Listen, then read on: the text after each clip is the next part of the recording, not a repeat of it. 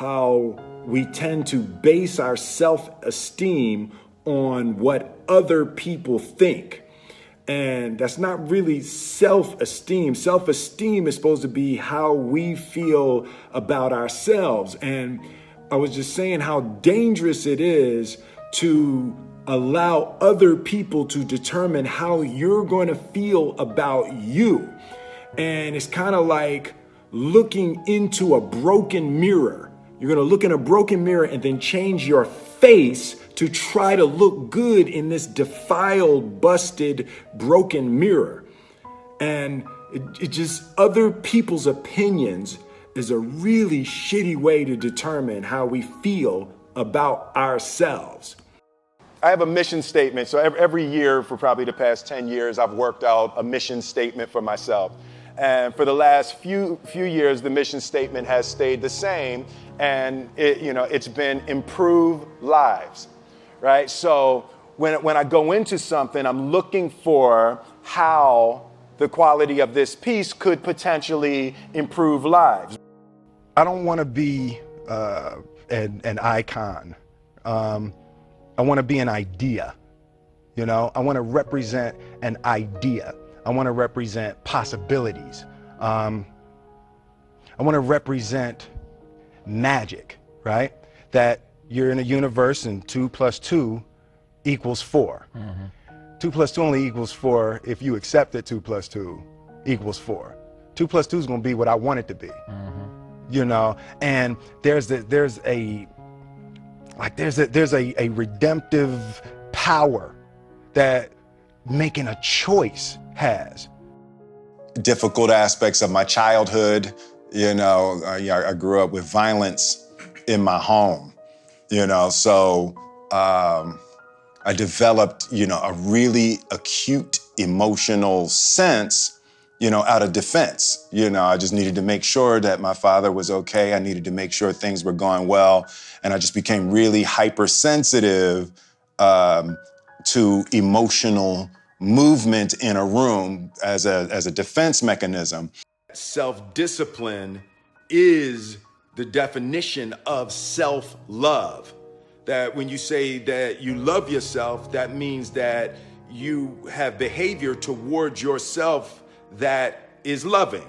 And I think the word discipline has kind of gotten a bad name. We think about it in terms of punishment. I'm not talking about discipline in that way. I'm talking about discipline in the sense that you forego immediate pleasure for the exchange of long-term self-respect. The concept of improving lives runs through the center of everything I do. And then I realized that the way to improve lives is to continually improve yourself, right? So with that, every morning when I get out of the bed, I haven't fixed everything in the world yet, so there's always something to do.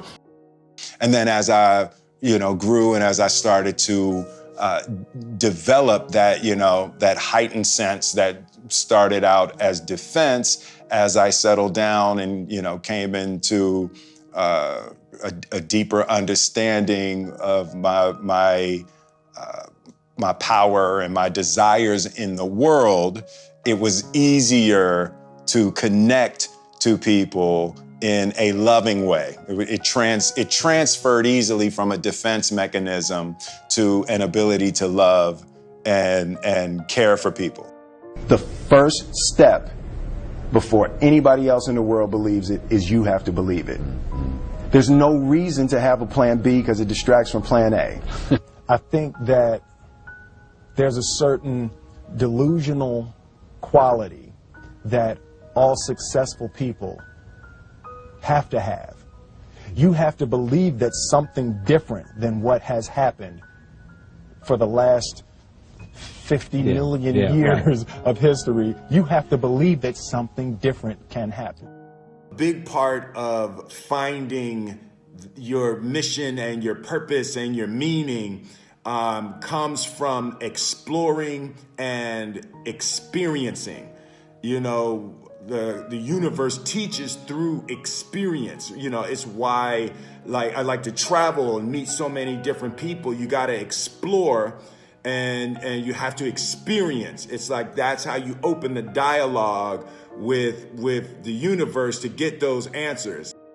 I'm really driven by continually trying to elevate my mind and elevate my spirit and care for my body, and to be able to love as many people as effectively as possible with this mystery of life that I've been given. The process of freeing yourself from the pain and the misery of your difficulties and your problems is in, constantly cultivating a broader comprehension of the deeper, absolute truth of what's actually happening. Make a choice. Like, you just decide what it's going to be, who you're going to be, how you're going to do it. Just decide. And then from that point, the universe is going to get out your way. It's water. It wants to move and go around stuff, So for me, I want to represent possibilities. I want to represent the idea that you really can make what you want.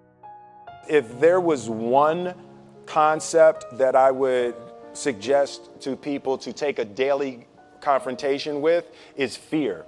The problem with fear is that it lies. We didn't grow up with the sense that where we were was where we were going to be.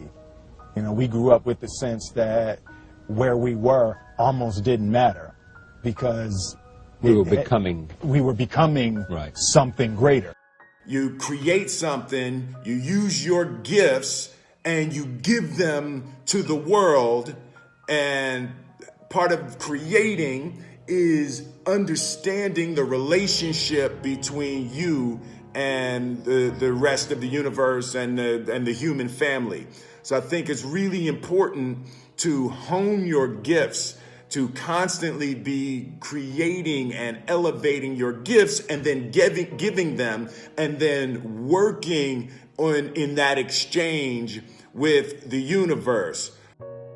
If I feel bad, if I'm unhappy, if I'm upset, if I'm disrupted or disturbed, the only thing that could do that is my ignorance. That's the only thing that creates misery. Is you slip into a sort of hopelessness of not being able to figure it out.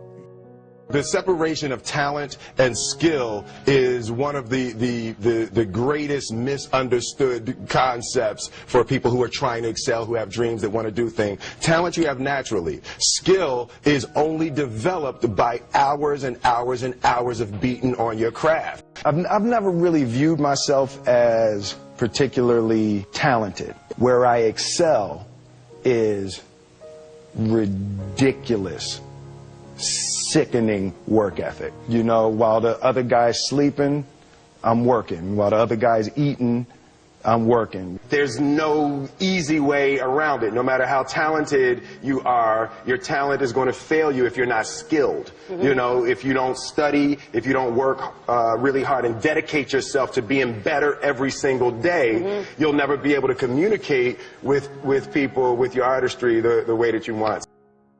I'm going to get back in, or I'm going to be dead. Yeah. Right? It's like, you're not going to outwork me. It's such a simple, basic concept. It's the guy who is willing to hustle the most is going to be the guy that just gets that loose ball.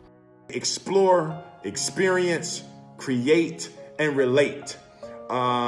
Your mission and your purpose is always going to be about what is your contribution to the human family.